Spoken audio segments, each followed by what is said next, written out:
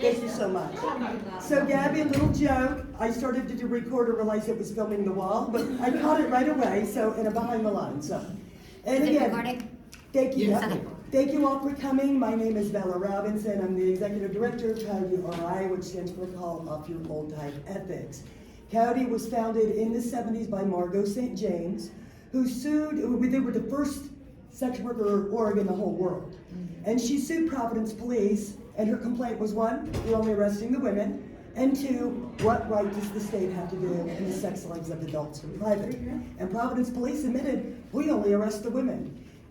We don't charge the men if they snitch on the women. And this is back before they even did reverse things with vice cops, female vice cops. So anyway, most people didn't know, what happened is prostitution was a felony. And they claimed that they were concerned there were so many street girls that they made it a misdemeanor, claiming that they could process the cases quicker, which didn't make sense because if you're in for a felony, you probably might not be getting out. More people, they're like, won't appeal convictions. I don't know any prostitute that's ever appealed a conviction, okay? So anyway, they made it a misdemeanor. No one understood the loophole that indoor prostitution was decriminalized until around 2003. Come on in, ladies. And they raided a couple of the Asian spas, and they hired a decent lawyer who looked it up and explained to the judge it was legal. And then they started the rhetoric about trafficking. So there's no one against sex trafficking more than sex workers. But they play victims against sex workers, and the government has created this narrative. In 2015, Congress gave out $676 million to any nonprofit. They would do a few things for them. Create awareness about sex trafficking, host public trainings on how to spot it, and call the police on sex workers. And Save the Children campaign was like, who's not into saving children? But nobody is working on a solution to keep minors out of the sex trade. They're not out advocating for LGBT halfway houses, youth drop-in centers, and blah, blah, blah. So on the back wall, we have a bunch of posters with QR codes that go to a lot of stuff that we're gonna talk about. And one of them is we did a charging document report. Rhode Island's small, it's really easy to measure things. We got 1 million population. So we got 20 years, we spent $8,000 and got 20 years in state and federal. Every trafficking case, Rhode Island's had 20 years. We had 2 adult victims that were homeless women that were lured to Rhode Island, and you can understand when you're really pouring out how easy it is to exploit you in any labor sector. And we found 3 18-year-old girls who were charged with felony sex trafficking of a minor who will be registered sex offenders for life. And in Rhode Island, they house 15-year-olds with 10 and 20-year-olds in foster care. And you can understand, you're 20, you're an adult, right? You can understand the issue. What we're trying to do now, we know we're years away from decrim because they stole Roe. Sex workers is the one thing in society, no matter if you're on the left or the right or who you are, you can throw shade at. It's clickbait. Have y'all heard about with the Sound of Freedom movie in the box office, right? $300 million. This guy, now his Mormon volunteers is suing him because he was preying on them for sex. He was saying, we're going to pose as a couple and pretend we're sex trafficker providers for children, but the chemistry, sexual chemistry has to be right because our lives are in danger. I don't think child sex traffickers bring their wife when they're going to buy children. I don't know, it just doesn't seem realistic to me. So we've kind of put that on hold. We know we're so far away from decrim. We've had a couple bills. We did the first bill in the country in 2016 in New Hampshire where they cheated to kill the bill. Leaving it in further study wasn't enough. They claimed the paperwork got lost before it got to the clerk, but we had video of the vote and they cheated. So what we're trying to do right now is pass an immunity bill in Rhode Island. Our research director, Tara Burns, who is brilliant, thank you, Tara, up in Alaska, passed the first one in the United States. And we sell this as public safety. It really is about public safety. A good immunity bill has to say certain things. It says that if you're trying to report a violent crime, we're talking about rape, murder, child porn, trafficking, robbery, that you can call the police and they can cite you for any misdemeanor level prostitution or massage without a license. Another thing we found out from a Rhode Island report is other than doing a couple street stings once a year, they let ICE and Homeland come raid Asian massage parlors. They took $650,000 and deported 2 of these women. And we've done outreach. These women are 50, 60 years old. And everyone's like, I even have a client because I like you, but I think the Asian women are trafficked. They don't speak, well, go to a nail salon or a restaurant, they don't speak English either, okay? And they're the nicest women in the world. So there's actually an alternative immunity bill that excludes them, and next year we're coming after them that their shit's racist and we're not leaving them behind. They also didn't list in the bad bill what crime you can report. So when you don't list what crime you can report, we don't want to turn us into snitches where I'm jealous of you and drop a dime. Or a client could say, well, if you won't have unprotected sex, I'm going to call the police and tell you you're a prostitute. I'll get immunity. So another reason this is important, everyone's heard about the Go-Go Beach murderer, right? Yeah. At the Long Island. So that's exactly why I became an activist. I moved to Rhode Island and I worked under decrim for 6 months. And I felt free for the first time in my life. You don't have to dial 911. Just the fact that they know you can means they don't try to rob or even murder you, okay? And it's common sense when women can't tell. And I say women and trans women because this is who's affected. Even though there's male sex workers, no one's trying to arrest them. This is about women and girls and proper and all that stuff. So the long story, the Craigslist killer killed a girl in Boston. He came to Rhode Island and robbed an escort. She dialed 911 because she was decriminalized, and they cut him before he hurt anyone else. But the state's response was, oh, we can't investigate trafficking without criminalizing everyone. Well, you can go into a nightclub and check everyone's ID. You go into a spa. The spas used to donate money to the state police 3 months before the state police testified to criminalize them. So now we're 2009, I had a taste of freedom. I've been to prison twice, now I was legal. These women up in Long Island are dropping dead like crazy. And there's 13 women on the beach. I'm like, how many are in the water? And something broke in me. Someone's got to do this work, and there will be a next generation of sex workers. When we're talking about the sex industry, there's all types of level of empowerment. I used to be a street-based worker turning tricks for 20 bucks for crack for like 20 years and went to prison twice before I figured it out. When you know who your client is and where they work, serial killers don't show ID and usually tell you who they work. On Thursday, we released a press release. There was a man named Jose Torres, they called him Joey the Player, he was from New Jersey, was the CEO of a company, and he would hire high-priced escorts on Arrows from New York, promise them $8,000, send a private car. When they got there, he would beat them up, rape them, and hold them hostage. And because we had all these blacklist sites to warn each other about predators, Joey pretty much went away. And he actually tried to book me twice, and I'm like, oh my God, he's not even trying to hide his name. He's saying Joey, and this is going to be him. And you know when something's good to be true, oh, I'm going to book a lot of time, I'm going to make it worth your while, come right now. Those are all red flags. So in 2018, they passed FOSTA, called Fight Online Sex Trafficking Act. And it shuttered. This basically said any platform that has 5 or more prostitution ads, which there is no legal definition of, can go to prison for 25 years and blah, blah, blah. So everyone shut down the websites and they moved them offshore. And Backpage was the Walmart of escort ads. For $10, you could post that. Even if you're poor, this works for, you post that. Now, when Backpage shuttered and was seized by the FBI, if you were in Australia where sex work is legal, you woke up one day and you couldn't post an ad and pay your hotel rent. You were just out of it. And a lot of people didn't understand. Section 230 said you can't sue a third-party for third-party content. We can't sue Twitter and Facebook if we don't like what someone posts, right? Yeah. And they said, but under the guise of saving children, we have to do that. You know how they're coming after Instagram and TikTok and everyone else now? We try to tell you, they come after us first and they come after everybody.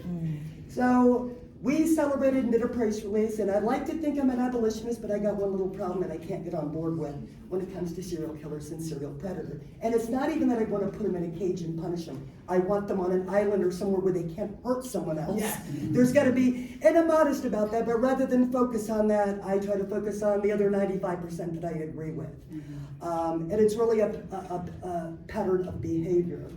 Another great thing that the rescue industry does, because they've got millions and millions of dollars to sell this rhetoric that the average age of entry is 13 and 300,000 kids being exploited. Does anyone believe the government gives a shit about kids? Especially brown and black kids and poor kids? Thank you. Now, as we see the war on drugs dying down, we all know the prison system was made with the 13th Amendment to keep people enslaved. We need something new to keep those prison beds filled. And guess what it's going to be? it's going to be sex trafficking. So how many of you here have a male relative, loved one or friend, brother, cousin, uncle, father, anyone in your family? Just period. Everyone, right? Those are the ones that are going to prison because your brother's sister's girlfriend is a hooker and he gave her a ride. They go to prison for 30 and 50 years. Now, the most evil thing they do about sex trafficking is they promise victims all kinds of fake services. And they do this like someone's not a victim until they get arrested, and they're a victim. And we're not saying they're really not a victim. Even during my addiction, I was exploited and taken advantage of, and I probably did that to other people too, okay? But what they do is they parade around. So we had a bill in Rhode Island, and they bust these victims in from Massachusetts and Maine, and they all get up there. Now, I told my story because we also have the sexual assault bill. The bill says, most states have already passed it. If you're a cop, a CO, or a probation officer, and you engage in sex with someone, you're going to prison for 3 years. Because I can't consent if you can put me in a cage. What's that bill number? Excuse me, we got flyers on the wall, and the QR code goes to a kit that tells you everything you need to know. Thank you. So, and again, when we testify, they go, why don't you want it to be 8 years like rape? And we're like, I'm kind of an abolitionist, but convicting them of a felony is the only way you can fire them because illegal, right? So we're doing that. So meanwhile, I testified for this bill, and I was like, first of all, I was a child sex bride at age 17, married off to a 41-year-old man, in state here in Florida, and they allowed my mama, who didn't have custody of me, son. And I ended up on the street. So then these women start coming up and testify because they're freaked out. We got a decrim bill, and they're like, oh, I was exploited on the street. Now, I admit this. When I was turning tricks for 20 bucks and addicted to crack, I'm lucky I've never had a pin. No one made me do that. Part of recovery is owning your addiction, and you kind of undermine people's recovery when you just get to keep blaming everyone else for it. So then they tell them how brave they are, and the bailiff goes to get them tissue. So then I go to testify again, and I'm like, I told you kind of the same story they did, and I got such a different reaction. This is really about who's worthy and not worthy. Years ago, there was a church that went and rescued the street girls. Then they got upset when they started marrying the men in the congregation. The rescue narrative will tell you, if you just say you were forced or scared of jail, we can wash the shame off of you and you can be a proper woman again, but they're never gonna let you forget that you were a whore. I know a lot of people are offended by that language. The only language that offends me is calling me a prostituted woman as if I had no agency. You can call me a prostitute, a hooker, I'm all for all of it. But if I have no agency. And then they pit things like, they'll say things like, people like Bella don't care about 13-year-olds being raped and this and that. So some of the things we do know about Rhode Island. When we were decriminalized from 2003 to 2009, gonorrhea in women went down 40%, rape went down 30% for the entire state. Since they recriminalized us, both STDs and violent and rape has gone up. Nationwide, there was a research project when, y'all remember when Craigslist closed the erotic section and everyone moved to the casual encounters? When Craigslist started the casual encounters, female homicide rate dropped by 17% nationwide while no other violent crime dropped. So all these people that are concerned about violence towards women, and there's a big area of domestic violence. So if you have a boyfriend or a predator and after the honeymoon period things go bad, he's like, bitch, I'm gonna call the cops, they might get you for disorderly, you're gonna get evicted, the state's gonna take your children. If you have minor children, even if you're a stripper, which is totally legal, they can take your children. If you have an adult child that lives with you, they can be arrested for felony living off the proceeds of a prostitute. Now, one of the things the immunity bill doesn't do yet that I wanted it to do, but we gotta wait to get a little bit and go back for more. By the way, everyone, this is Gabby. Gabby's a COYOTE member. She runs a group called Survivor Siblings in Pennsylvania. So if me and Gabby wanted to share a hotel room for safety to split the cost, that's considered felony pandering promoting. And this is what they're doing to the Asian massage workers. Sorry. What's it considered? Felony pandering or promoting prostitution. It almost sounds like you're the pimp. Right. Now you can understand it's common sense when 2 or 3 sex workers work together, they're safer, right? It's common sense. But now they're being charged with these major felonies, right? And really stigmatized, their faces all over the internet, and blah, blah, blah. So we know that in order to reduce violence and exploitation, that we have to have the right to report crimes like anyone else. Now, I'm so glad the theme here was self-care. And I know it's important, but I tell you what, I suck at self-care so badly. And when I think about the effects of stigma, there's a great TED Talks, Everything You Know About Drugs is Wrong. And it talks about the real cause of drugs is not the drug addiction or the drugs making you addicted. It's being isolated from your community. You're shunned by your community, you're throwaway people. This also happens to homeless people. And all this stuff, that the government's now, everyone needs mental health, and we get a sense, you can send a social worker out for every single homeless person, and you ain't gonna get shit because you ain't got no housing or anything, but they won't invest in housing and they'll only invest in, let's make these jobs for these white people to run around and try to save everybody. So when you think about how do you recover from trauma when you're still in it on a daily basis? You can't remember when the mental health appointment is, how to get there, you don't know where you're gonna sleep. So it doesn't make sense. And when I relate to this, we all carry anger. I've been carrying so much anger for so long. I want to learn how to put it in a box, but I can only bring it up when I need it. Because the rest of the time I'm walking around being triggered by everything all the time, right? But that level of stigma and taking on the fact that there's so much of population that hates you, they don't know who you are or where you are, they hate you because you exist. And I'm sure trans people can understand this, women of color can understand this. So that's I sit there, this can't be good for my mental health, but I still gotta do it, right? So I'm looking forward to learning how to relax in the next seminar. I also want to leave time for questions. It's a big conversation because the reason my job gets bigger and bigger, this has to do with racism, classism, capitalism, poor women, trans women, LGBT, youth, poverty, housing. There's so many issues. And when I advocate for all those things in populations. And for some people, other people doing a lot of the other work, they can't seem to mutter the word migrant sex workers or sex worker rights or it's pitted against victims. We support victims. We don't want victims exploited. Gabby has a book. She can tell you her story. Gabby was trafficked by her father at age 9. Then they started arresting her for prostitution as an adult. And Gabby runs a group for survivors, and there's no resources at all. Saying, go to the public shelter, and I'll go on the news and tell everyone how I rescued you. So we kind of have a joke that if you're going to rescue me, can we at least get a rescue sandwich with that? One time there was a church that made up little hygiene packages and flip-flops, so when you went to jail for prostitution, you had to just, please stop helping me. So I'm going to tell you about some of the projects we do real quick before we do a Q&A.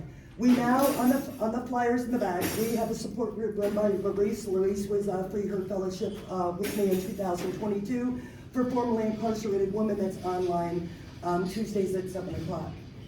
Gabby also runs at Tuesday at 7 o'clock an online support group for sex workers and survivors, and we also take turns letting the sex workers and survivors facilitate. Whoever facilitate gets a $50 Amazon card that week.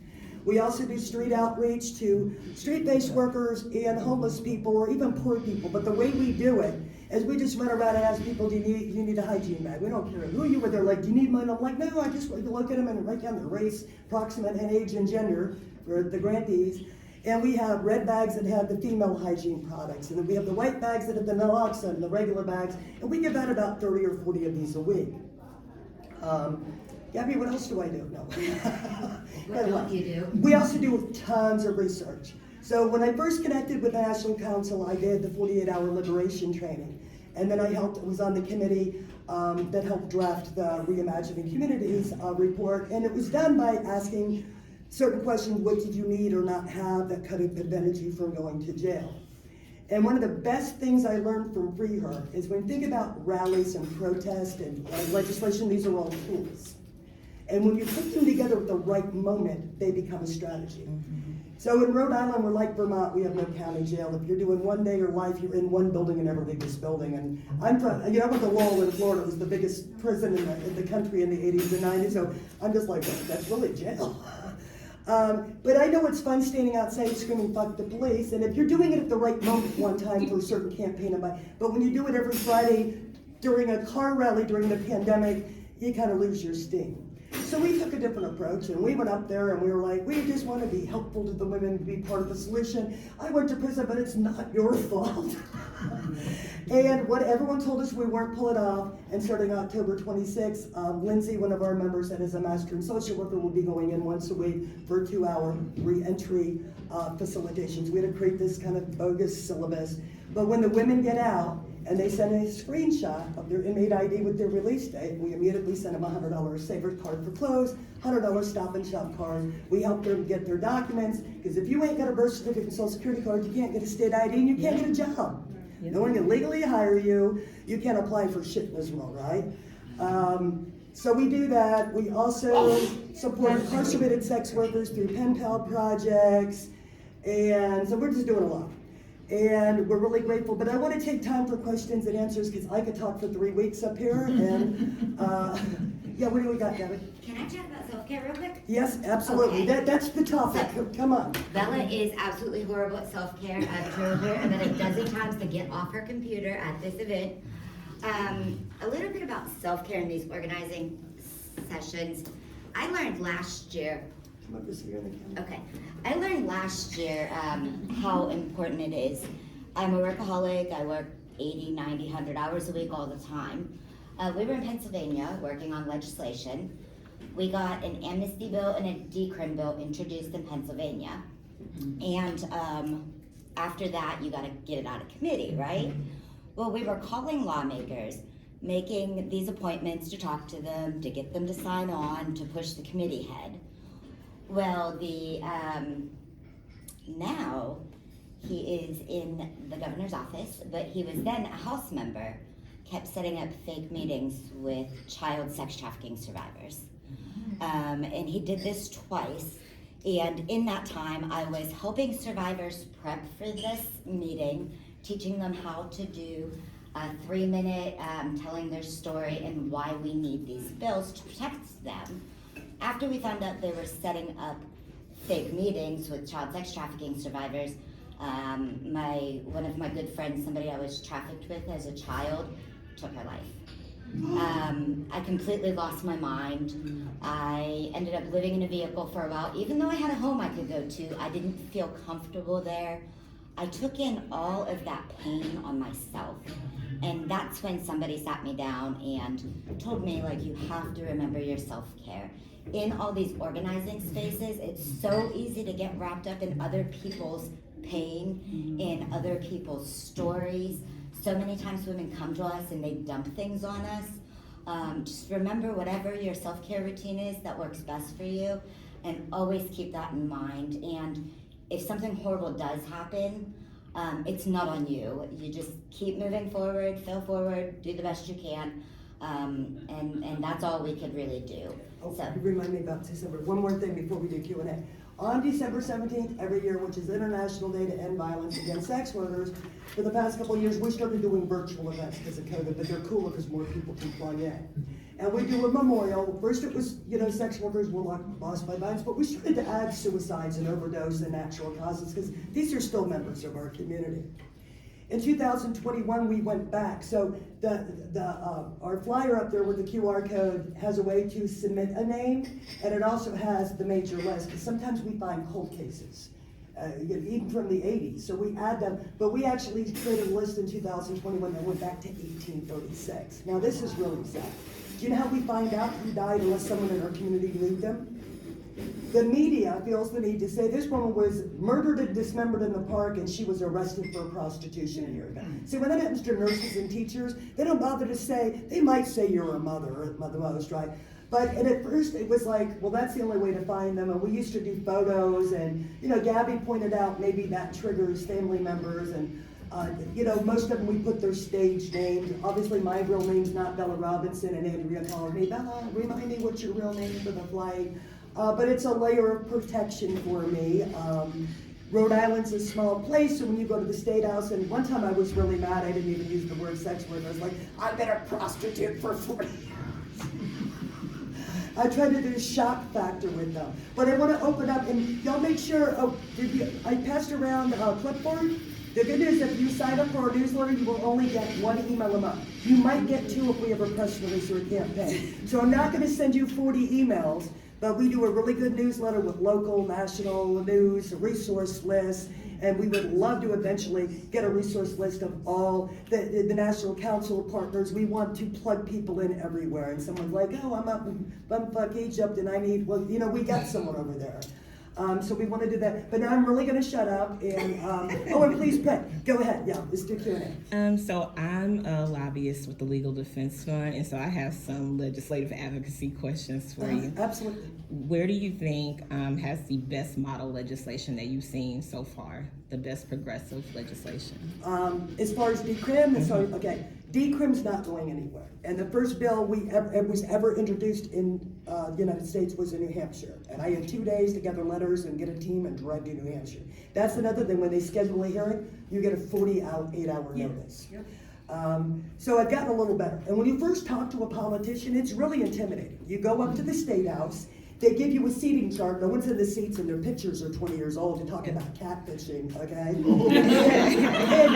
and again, like Abby was saying, you got to tell them this in 3 minutes. The Senate will actually put a timer on and shut you off in 3 minutes. I just explained what a big thing this is. How do you explain any of this in 3 minutes? You can't, right? So one of the best strategies I learned during when they did solitary confinement in Rhode Island last year, they had letters from people in the prison.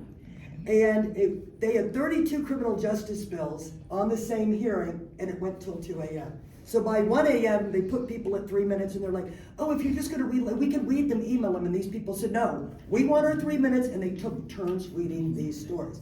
So part of our immunity toolkit is a survey for sex workers and survivors to fill out. It's totally anonymous, about your experience trying to report violence or why you felt you couldn't. And we're going to plan to line up a bunch of people to read these stories in real time. So that's kind of one strategy we worked on. What I love in Rhode Island is it only takes 30 or 40 votes to make or break you as a politician. And you can't later, when you're televised, we have these archived, and you come back and say 3 years, Bella, we didn't know we were harmed. You know, you didn't care, we're voting you out. Now they got rid of Webb Williams, and we get rid of the next ones too. There's also dark money in the sex industry, which is really, when you think about dark money, you think about the oil company. Well, there was a group called DSW, Decrim Sex Work, that's run by Rob Kampia, K-A-M-P-I-A, who ran the marijuana project for 30 years. Think about 30 years ago, he was probably cool, like a rock star, probably wanted to do him, but now he's a fat white guy. He was thrown out of his own org for sexual harassment, and he has a wiki page that he's a rapist. But libertarians gave him $2 million to decrim sex work. It has to happen state by state, because Holt versus the United States, 1913, Supreme Court said the federal government cannot regulate prostitution, but the Mann Act of crossing the state line still counted. So they hired a lobbyist, and they gave a bunch of donations, and we fought for 3 years for this legislature study commission, where everyone got to speak. And during this process, Senator Mendez called me and said, you want to decriminalize? I don't know her, but why would I say no? And I know we don't have a House version, we're not getting out of committee, but part of the power is having these hearings. Rep. Williams tried to have me thrown off the committee, it was crazy. We got, after we spent $8,000 doing a charging document report, we got 10 minutes to report. Gabby drove 9 hours each way from Pennsylvania. Now, and I've also emailed this report to every legislator in the General Assembly, not CCing, but personally twice, and I got like 6 responses. So I would love to know any better things to do, because like I'm still a baby. The hearing's a lot less intimidating than talking one-on-one to a politician. Senator Sheldon, White House, is we only have 4 seats in Congress. And he's the one that's always going to Congress with the climate posters, but then he votes against the Green Bill. And in 2014, I had never spoke to a legislature. There was what they called the SAVE Act, that was like FOSTA. And it fell under crimes and terrorism. And my people are like, Belly, you gotta go. And I'm like, what?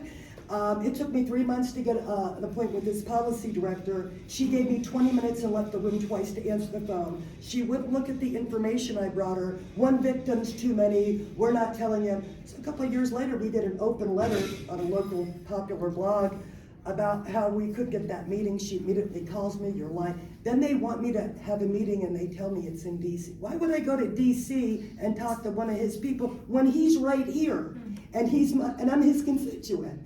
So we're gonna keep doing that in the future. Also, a lot of people, when they voted for FOSTA, now claim they thought if they voted against it, people would think they were for sex trafficking. Y'all remember the right to work laws, how they sound good? And when you look at them, it's like, oh, it's really about the right not to pay people minimum wage and exploit people. So legislatures don't want to read more than a paragraph. Now, I don't know how many other states. In New Hampshire, legislatures get paid $100 a year in gas mileage. They have no offices, no interns. In Rhode Island, they make $16,000. So they all have full-time jobs. They don't get to the State House till 3 o'clock. I don't believe they're reading what people email them. I would like to see them make a living wage where they have to be in their office 40 hours a week, and we can actually engage with them and get some stuff done. I would say over 90% of anything in any committee for any subject in Rhode Island gets stuck in study commission. I mean, think about the sexual assault bill. It's been 4 years. No one has opposed it. Okay? These things are already illegal. Another thing vice cops do is they engage in sexual contact with women during vice stings. This is state-sponsored rape. Yes. Why is it ever appropriate to fondle you, to engage? And they take the street girls and say, behind the abandoned building and do me or you're going to jail. Okay, but no one cares about save the children then, or if they're a victim, or if they're underage, or blah, blah, blah. Now, I've never yet heard of a sex trafficking victim in the United States that was locked in a room and didn't have internet access. And I'm not saying that you can still be coerced with the gray area, domestic violence, or say your man's got your kids while you're doing appointments. Think about why women don't go to rehab. We ain't leaving our children. Okay, bad enough we go to prison and have to leave our children. So when someone, again, you give the predators all the power, and then you shame and blame poor women for being poor, and it's kind of like shaming the homeless person for panhandling and all that. But I want to do more questions, and I got cards and stickers and buttons and fun stuff for you, and take pictures but I definitely want to talk to you more because you smart, I need to learn from you. Well, how do we get the bills, right? So there's no bill that's gonna pass, right? The one that should be passed is not gonna get passed, but how do we get that language, right? So that's the point, right? I'm in New York. How do I get the language of the bill that should be passed? This is how you do it. For both decrim and immunity. So for the immunity bill, we have it up there. The QR code will go to this whole immunity toolkit with all this stuff. Okay. What we also do is we write example letters. So you can, my mentor taught me this. If you have a bill number and you say yes, no one's gonna look up what committee it's in, who's in the committee. So we give you all that, here's a draft letter, you can copy and paste, this is who you email it, please CC me. So that's one of a tool to get people to work. So we explain the elements of a good immunity bill. You have to list what violent crimes, you need to list what misdemeanors are included. And as much as I want to declude pandering and promoting, we have a great relationship with the Rhode Island ACLU. They help us draft this stuff. Like, we actually drafted the bill ourselves. Yes. But they're like, Bella, if you say felony, pandering, promoting, and I was like, they're right. We got to try to get this, and after we get this, we'll come back and get more. It doesn't go far, and I explain that when we're testifying. We even want more, but we'll settle for that because it's all a negotiation. We're already criminalized. We're not registering. You're not going to create two platforms of legal workers and illegal workers where the cops still get to investigate and harass us all. What more can you do? And think about it. This is a misdemeanor. And think about this. We have Homeland, the FBI, ICE, DEA, and the FBI traveling the country, working with local law enforcement to run prostitution strings and claim it's about trafficking. And for every 1,000 adults under the guise that it's sex trafficking, they're regular vice prostitution stings, which is a misdemeanor. It gets even worse than that. There's 2 bills on federal legislation right now that are looking to create another FBI type of squad to end sex trafficking. And what do they do? They get involved and they have sex with these young kids? Well, they do sometimes nice they things. do. Hold on, let me tell you. Okay. Remember I talked about the money they're giving all the NGOs? Yeah. The NGO ladies, the savior people, go along with cops. So they arrest you in a sting and they sit there and go, Joe's not your boyfriend, he's really your pimp. And if you won't play the victim, they get hostile aggressive. Now, first of all, the cops can hear what you're saying. They're violating your 4th Amendment, right? You got, the cops don't. So all of these dynamics come into play again about these groups. Almost every state has trafficking task force, and they're funded at millions of dollars.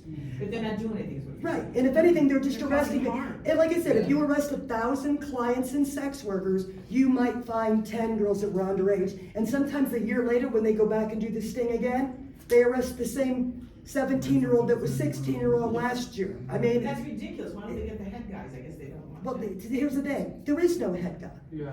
I'm not saying pimps and traffickers do not exist, but since the internet, sex workers don't need third-party staff. Now, I might hire someone to screen my calls, to drive me somewhere. These are what we call third-party support staff. You go to a strip club, you got managers, you got bouncers, they walk you to your car, you got people that protect you, right? So, but the government has told the world that these are all pimps and traffickers. And again, even with the immunity bill, if me and Gabby went to a hotel and shared the cost of the hotel, and Gabby was sexually assaulted and wanted to report it, but I booked the hotel in my name, I could be charged with felony pandering and promoting. I'm not making a dime That's off of her. crazy. Of course, and that's what we're saying. All of this undermines public health and safety. Then why did you go to Washington instead of just every little state? It sounds like Because you guys Holt don't have versus voice. United States 1913 Supreme Court says the federal government cannot regulate prostitution. It's kind of like weed, it's gotta happen state by state. Yeah, so basically back home in San Francisco, we can go so everybody's on the corners. We have to, it's certain barriers we can't pass. Yeah, like Monte Carlo, it's legal. You just have to go to the police station and tell who you are. We can't What do you mean, what's Like, legal? We have, And it's only in Vegas. Prostitution's not legal anywhere in the United States. No, in San Francisco it is. San Francisco, they passed a bill, we can.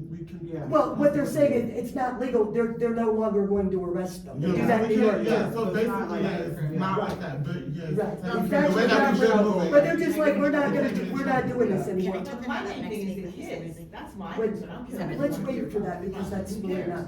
I want about these poor kids that just get Yeah, involved and then when they but go here's to the thing, they can still arrest you if they want to.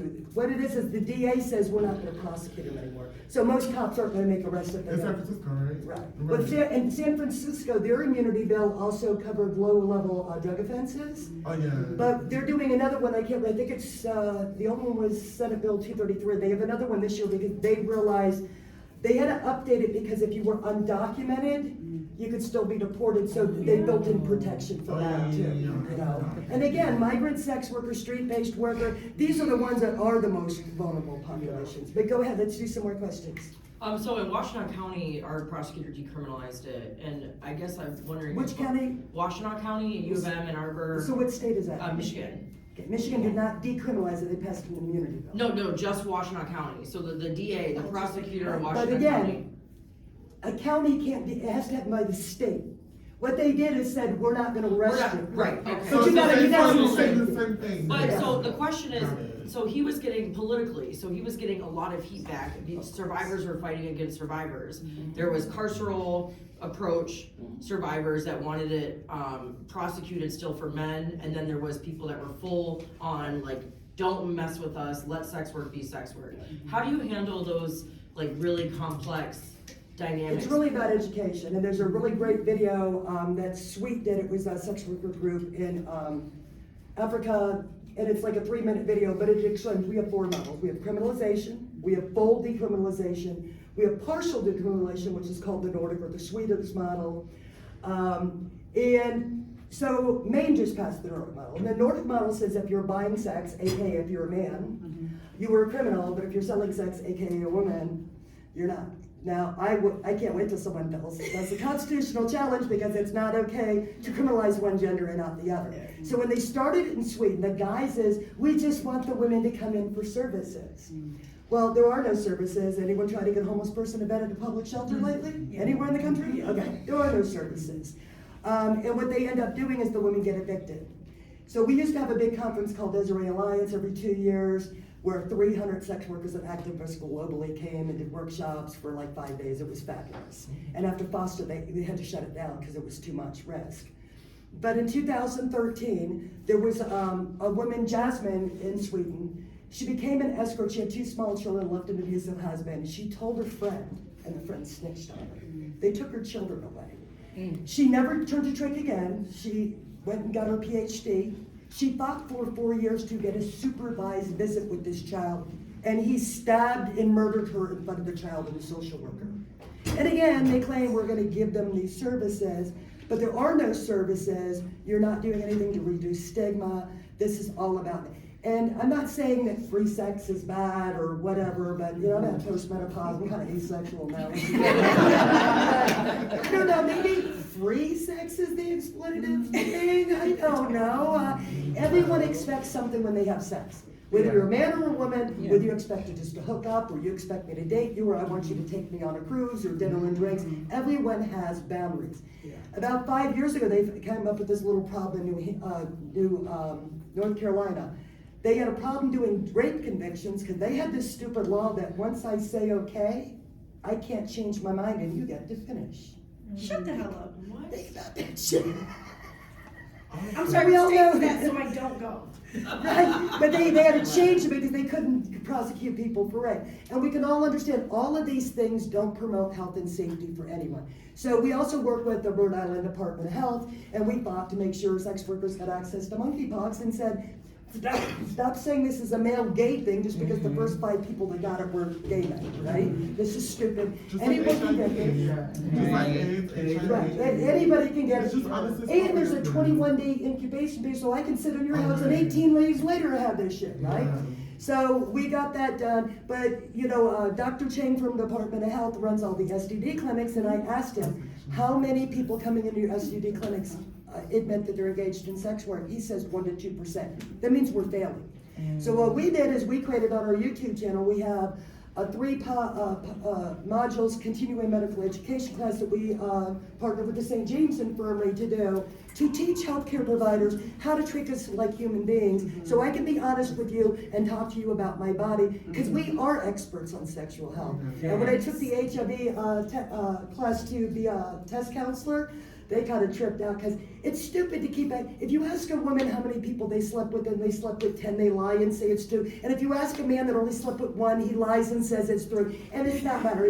Are you using condoms all the time and getting tested for it? So I stand up and say, this is in 2017.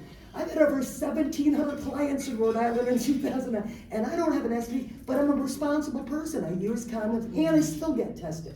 Now when you go to a doctor, usually they say, we suggest everyone have an HIV test once a year. Why are they saying we suggest everyone have a full STD panel once a year? Because most people aren't going to object. They're just not going to ask for it, right? So we need to retrain, and we have the same right to talk about menopause and vaginal dryness or any other health thing that anybody else does. A lot of our clients have no idea what's safe or not. We do a lot of public education. It might be someone that their wife died or they just got divorced and they've not dated in 30 years, and we're like, no, honey, you can't do that. And things like this. So, and again, think about even inside prisons. When you were raped in prison, I was in Lowell. DOJ did a report on Lowell in 2020 and proved that they violated the women's rights for years by allowing this sexual abuse to occur. And they documented them retaliating while they were there. And I was like, damn, I got out in 2000 and you're just doing this shit 20 years later? So if you report being sexually assaulted in jail, in a women's jail it's only the COs. Men's jail you can be assaulted by anyway, right? They put you in a cell called protective custody. It's the exact same cell they use for solitary. They don't take you for a rape kit. You're going to be punished. You got no visits, no commissary, no phone, and that's why no one reports it, because if you do, nothing's going to happen anyway. So, but I want to take more questions. So go ahead, honey. So I'm with the National Black Women's Justice Institute, and one of the things we pride ourselves in doing is bringing research to support organizing and advocacy. And you mentioned as part of your immunity toolkit that there's a survey, and I was curious about what other research or data do you Great feel like could question. be helpful? So John A. Collins archives at Pembroke at Brown University. We have all our data. And our research director, Tara, in Alaska, went and got her MA to learn to do this. We brought her, she did it in 2013. We brought her to Rhode Island, and we ran the same survey on 63 Rhode Island sex workers, and 24% of them said they'd been robbed, raped, or assaulted by the cops. So that's archived. Then in 2017, we asked 1,500 sex workers 145 questions, and we didn't have $1 to pay anybody. Okay, My job is to get people to take the survey. Tara's the smart one and analyzes and writes the reports. Then we did one when FOSTA, thanks for coming, ladies. When FOSTA happened, within 2 weeks of FOSTA being passed into law, we did a survey on over 260 workers, because we knew the immediate effects would change over time. Sex workers are smart, we start to figure shit out, you know? We're resilient. Then we did one for COVID, and then, this is a fabulous thing, so I did the FreeHer Fellowship, and Catherine, their attorney, says, Bella, would you like to file an amicus brief supporting the FOSTA appeal? And we're like, yes! She goes, well, you need to do data. We had 6 weeks to launch a new research project, get the data, and even though, you know, the appeal didn't work, the amicus brief was just like kick-ass. We proved so many ways they were violating our rights, but it had to be not a legal challenge, it had to be on the research. So, but those are great questions, and this is what, because we did participatory research with the council, right? So we call it community-based, but it's the same thing. If you're an academic, or I don't care who you are, you have no right studying my people without engaging with us. And we all workshop the questions, and when we did the big survey with 145, we had sex worker groups all over. What are we forgetting? Desert Alliance was the ones that wrote all the HIV stuff. I'm not an expert on that. I'm an expert on a lot of other things. So this is a collaborative effort. And So how do we access it? how do we access the I research can, that on we our website, if you go to coyoteori.org and click the research tab, and you scroll down, you will start to see the Pembroke archives. And when you click it, you actually see the charts and the data. And think about when you read research and they're saying, our study shows you all this, but where's the data? Right. We actually, here's the numbers aren't going away, and we plan to keep doing more and more and more of this. Plus, we also have a podcast on Spotify called Coyote RI, Sex Worker Storytelling Podcast. We have 31 episodes up, and Gabby took over that project about a year ago. So we're like, I don't know how many more ways we can come at this. And anything we do, we advocate for women of color, trans people, LGBT people, purple people, straight people, undocumented people, and everyone. And you know what I've learned? I don't care which one of those populations you are, there's assholes in every crowd. And you can't paint one population this way or that way, and other than white people, because we all get the privilege and a lot of us are assholes. But anyone, I want to do more. Gabby, what time is it, honey? 11:50. One thing I'd love to do at the end, if you all would like, we would like to take a group photo. And I will warn you, if you allow us to take your photo, you will be on Facebook. But we'd love to take a group photo. But I want to answer any questions. We also want you to consider us an ongoing resource. Anytime you have questions or need a statistic, I can usually pull them out of my butt standing on my head blindfolded. And again, I just memorized this stuff. I'm obviously a verbal person and not too good at writing, but yeah, do you have a question? How many of here hoes? Raise your hand if you're a hoe. I've been a hoe. How many of you are a hoe? Okay, I just And you know what question I start asking academics at a lot of universities? How many people? I've been a hoe for your life, because I've been a hoe, but I ain't getting Listen. People embarrassed. Okay, so when I come into these spaces, because I do the same thing, I work with SWAP. I know Gabby and I have known each other for the last 4.5 years. So when I enter the space, I'm like, oh my God, I'm in a room full of my sisters. My people, yeah. You know, because what we've done in the past, some of us are ashamed of it. But girl, I had to do it. I had no other choice but to do it, because they wouldn't hire me. I couldn't go get a job. Even when I went to prison and came home, I couldn't get a job. I had to hoe at night and look for a job in the daytime. So when I come in here and I begin to talk, that's why when you ask me that I have a question, my question is, how many in here are hoes? Because if you're a hoe, you understand exactly what I'm saying. And you know what other thing I'm infected, not affected. I go to universities and I ask the audience, usually students, young people, how many of you have ever watched porn, even once? You don't have to say you like it, so everyone raises their hand. So you're a consumer of sex workers. You're probably going to pay for your porn like you do Netflix. So just put that in your back of your mind before we start. But I totally agree. And I grew up feeling ashamed that society told me I should be ashamed, and I wasn't. But you know what? This generation's different, because a lot of us ain't ashamed. We ain't going away. If anything, society should be ashamed for the way they have treated us. And not only, because we know 80% of trans women have been involved in commercial sex activity because of these kind of, but even if you can get a job, Minimum wage doesn't cover the cost of rent. A lot of sex workers have real jobs. They're doing this to supplement their income. And like I said, the different levels of empowerment. When I turned tricks for $20 on the street, not really empowering, but then again, no one made me do it, right? A lot of people were in survival, and they're like, well, you only do it for the money. Well, people at Walmart only work for the money. Everyone works for money, okay? This idea, marriage used to equal security. There was boundaries, it was a contract, it was a financial contract, until religion came in and said, this is the proper family, and you have to be a woman, and sold. And this is the worst thing. I have nothing against religion. I'm just not religious. I'm spiritually, right? But don't we need protection from religion? Absolutely. At this point? Yes. But that was a great one. I like that. Who's a hoe? Because I'm always, yeah. I'm serious. Whether you're a free one or paid one, you still gonna win at the end of the day. Okay? So does anyone have any more questions?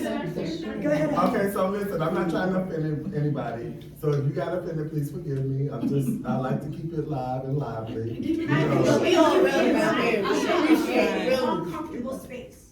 We need uncomfortable space. Yes. We need to be able to be uncomfortable in a situation because we won't grow. If it's comfortable all the damn time, you ain't learn shit. Yes. So thank you. Yes. At Desiree Alliance, we had an age caucus, and it was the most popular topic, and I loved it because no one talks about menopause and vaginal dryness and, these things that, yeah, we get it. And they were like, this is fabulous. They're always talking about young people. And so you're right. Uncomfortable is good. It's always good. Did you wanted to ask me something? Yeah, I'm just really concerned for the kids. I mean, and I understand, I think it's horrible that you have to go to get prostitute because you can't get a job. But you know what? I want to tell you a little story. So John Jay College, hold on, got $1 million, and they went to 6 cities. They surveyed 1,000 kids between 13 and 24 who were involved in survival sex, we'll call it because they're underage. 97% of these youth said, we don't have pimps and market facilitators. We teach each other to find clients and avoid cops and social workers because the state's created so many barriers, we can't access shelter. So if we care about children, we will be at our state house fighting for LGBT halfway houses, youth drop-in centers, one-away crisis centers, so kids have other options other than selling sex when they're 15, 16, 17. And if we cared about children, they wouldn't be in the damn streets anyway. Thank you. Absolutely. All right? We are not saving that. We are not saving Well, you wouldn't put their moms in that. prison and separate us. They've already ended up in that situation. Yes, you're not. You have to create spaces for these people, these kids, to Invest in the grow. community. Because And I was here's the thing, 17. this idea I was that 17 on the streets. And I was on the streets because my mother couldn't take the fact that I looked like her, Yeah. I was functioning as her, but she wasn't home. But she put me in that situation to be her. So when I took on my own life, she couldn't take it, so I had to get out. Go ahead. No, go ahead. I think kids need the same resources as adults. I was houseless between 15 and 18, and I went to a food bank, and they offered to call cops for me instead of giving me a damn sandwich. I had to create There's the social thing. services, not for money, but for a roof over my head, because I couldn't check into a hotel. So there's something called mandatory reporting. If you're a cop, you're a social worker, hold on. Mandatory reporting, if you're a social worker, cop, or teacher, and someone under 18 has told you they ran away, by law, you have to report them to the authorities within 20. So kids know these aren't safe places. And there are plenty of people that are not mandatory reporters, and they think that's the only They're option. Karens. So, homeless from 13 to 19, and I knew who I could and could not talk to. Because if I walked up to the wrong person and said, hey, listen, I'm struggling, I know the only thing they think they can do is call the police, and when the police come, they're going to arrest me, put me in the back of the car, take me down to the station, and first, are you calling my mother? Do I need a PINS petition? What does that look like? How do I end up in foster care, a group home, and not getting the support, and neither is my mother? Ain't nobody going and helping her so that she can take care of me. They're putting me in a cage at 13 until I'm old enough to be in a bigger cage. And here's another thing to compare. Hold on, hold on. And those kids that go to those group homes, they get molested, they get raped. And when they they get abused, report it, and then they run from there back out there to now the think damn about streets. this. Do you think marriage is the cause of domestic violence? Then how are you saying prostitution is the cause of trafficking? No. No, but I'm saying that's the mentality would save the children. I'm not even in your group. But we're saying there's more effective ways to protect our youth and vulnerable populations, because involving cops and criminalization, I don't know, I've never met anyone that was helpful for it. okay? No, I'm saying action. Right. What is it, how do you get funds, and what money do you? Well, I'm gonna tell you what, I turned tricks to pay for activism for 10 years. Well, I worked 40, 50 hours a week. But during the pandemic, it was easy to shame people that sex workers, we need to give them Stop and Shop gift cards to buy food for their kids and their family. Kind of hard to say no to that. We have And then private funders. And then when We have they gave private us some donors. money, when they gave us some money, Foundation that would give money to. do you know what I pay myself What as an foundation? executive director? Foundation. I pay myself $17,000 a year and I work 80 hours a week. Because the money we got, we developed all these other programs into the room. Now I could have paid myself But you first. ever get a senator, woman senator from Washington, you have to just get high roller, that's all. Okay, first of all, I want you to understand something. The state and federal government will not fund any sex worker group. Yeah, no. Also, Okay. if you're a researcher, they will only fund research that teaches them how to catch pimps and prosecute them. They don't care about making anyone whole. So, yes, come tell it, girl, come here. Come here, So trafficking. What's your name? I'm Ashanti Coleman. Ashanti. I am the executive director of Lips Florida. I'm also one of the outreach coordinators for SWAP behind bars. I have lived part-time in Miami Beach. We're in Miami. No, I'm Lips in Fort Lauderdale. I'm in Tampa. Lips is the Ladies Intervention Project for Success. And what's the? Ladies Intervention Project for Success. Because we are a project and we're always re-intervening. We're rebuilding ourselves and renewing ourselves and making ourselves into something better. We started this level and we just build on up. And we're projects. So when Trump signed Sister Foster, it put a camera directly on sex working. Okay, so then we had all of these organizations that came out that wanted to talk about trafficking. And everything that had sex work linked to it was prostitutes. Prostitutes were trafficked. So the language as far as what was a sex worker and what was a traffic victim got merged, sort of. And it was on purpose. And Yeah, it was. clickbait. People So- like to click and see damsels in distress and write books. This is entertainment for people. So when you think of sex work or like you said, prostitute, and it was more or less the kids. Because Craigslist, Backpage, all of those places that we used to post at, they got shut down. The US sites got shut down. We still have those sites though. We just don't have them here on US soil. But it was about trafficking kids. It was never about the person that worked 9 to 5 or 12 hours a day or 18 hours a day. And here's another thing that happened with FOSTA. So when this Backpage used to, within 24 hours, anytime law enforcement gave a subpoena, to give them the ad, the credit card number used, and they would report anyone they thought was underage. They reported more people, they said stop, slow down. Guess what happened to all those websites? They moved offshore where they don't have to comply with the The UK. And DOJ said Backpage was the best tool they had to fight trafficking, and there's no one better to fight trafficking than sex workers. If we see one of our people, and I want you to think about San Francisco with the 70s or 80s or a lot of places. The LGBT youth that were thrown out of their streets of their family, it was hookers that gave them $20 and gave them a sandwich. It wasn't other people in the community. Yep. And most places, you go to New York, and anyone from New York, the boroughs in New York, tell me one person that didn't know a neighborhood hooker. Y'all knew who she was part of your community, yeah, right? And the sex trafficking hysteria has separated this because the government is masterminds and liars and they have more money than God. So. But y'all sign up and take pictures of our QR codes. We get a sign up board. If you sign up for our newsletter, we will only email it once a month. And Gabby, what time are we getting to be? Because I don't want to keep people too long, but. It's 12 to 1. Okay. Yeah. Oh, yeah, you wanted a picture? Oh, yeah, we're gonna do, you guys wanna do, you And can if you have don't a have baby. the- So Gabby's gonna take over a picture. Do you have a question, real Just quick? real quick, what does FOSTA stand for? Fight online sex trafficking, and the other bill that was, SESTA, Stop Online Sex Trafficking. Which only Which fueled was sex bullshit. trafficking. Which was bullshit, by the way. Tell us why. Because it was bullshit as far as it was about the kids. You had sex workers, cisgender women and trans women. That this is all we did. Okay, we had to secure a safe space. We paid rent, lights, water, gas, car notes, insurance. That's what Craigslist and Backpage afforded us to do. Mm-hmm. Right at the comforts of our home. It was no more than me working. And under decrim, I could work for home hotels, for agencies or spas, and I was totally legal long as I was indoors in Aruba. But because of Sister Foster, then we had to go back out there in the streets. And that's why, that when we did the report within 2 weeks, we found out, because we knew the effects would change over time. The poorest sex workers at all that were living in hotels, and women of color, they were the ones that were think about it, you post a $10 ad, you get a client, you pay your rent by noon, and one day it ain't there. And they throw you out of that hotel at noon. So now you're back on the streets.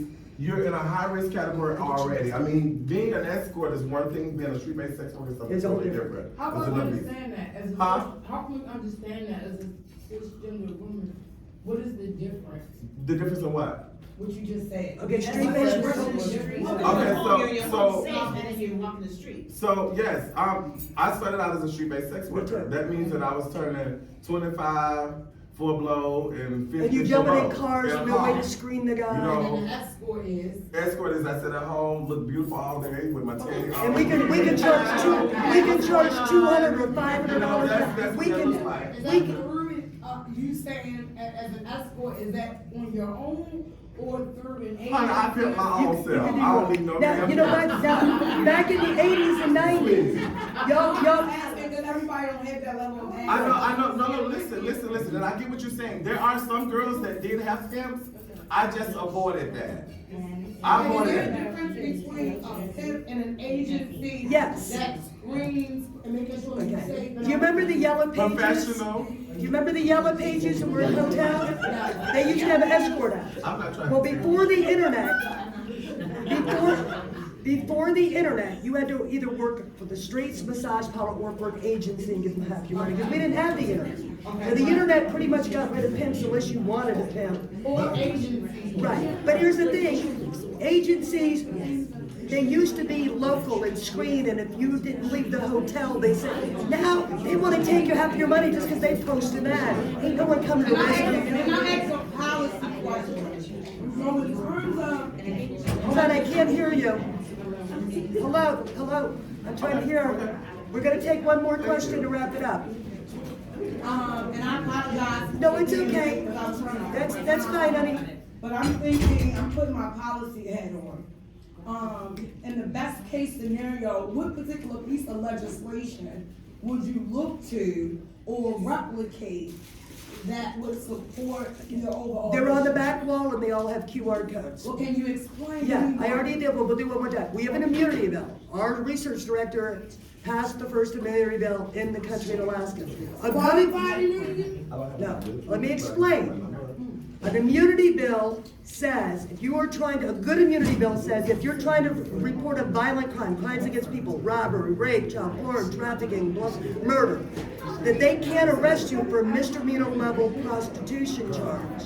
Because right now, if you're a sex trafficking victim, you are arrested, they put you on the news, and when you go to court to say you're a victim, they can't prosecute you, but it's a little late, they already ruined your life. Google never forgets. But I want you to know, the QR code goes to a whole toolkit that will teach you all about this stuff. And if you pick up one of our cards, you can always use this as an ongoing resource. But we draft our own legislation with the ACLU, because we're experts on our industry, and We have do you all have the mugshot bill in Baltimore, Maryland? Back in 2015, you passed the bill called the mugshot bill. but you gotta remember, it doesn't matter if it's a mugshot or not, the news puts you on. I get it, I'm asking, do you all have policy that once a person is found innocent or not convicted? Not yet. Listen, hold on. Let's do a group picture, and Gabby, Yeah, we got the mugshot bill. let's do a group because it's getting, I can't concentrate anymore. Ladies, excuse me, can everyone come up and take a picture with us? Hello, back in the room. Come on, Gabby's going to go take a group picture. You know what?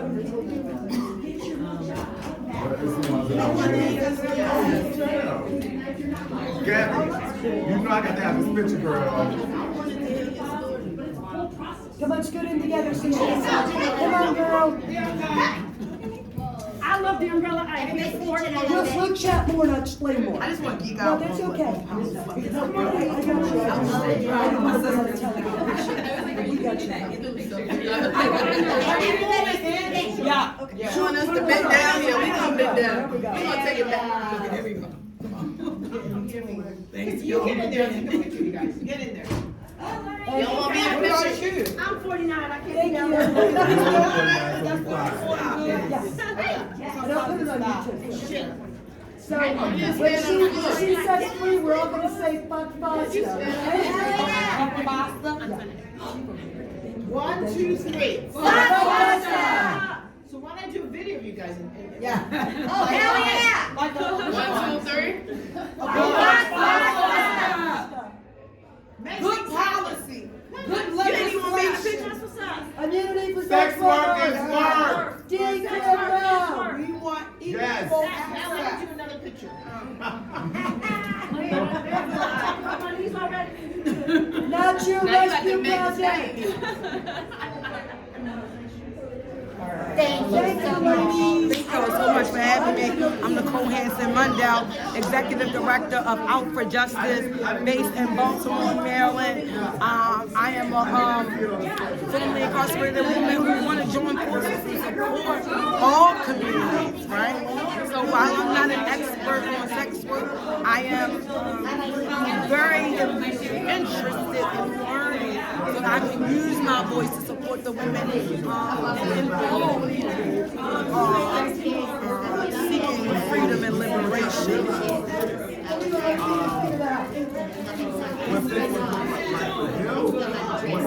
It's something totally different. I'm very upset.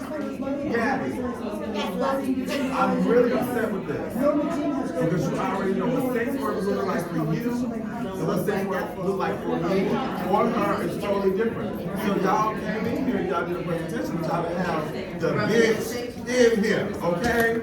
Y'all, no, I can't. That's why I said I came in there.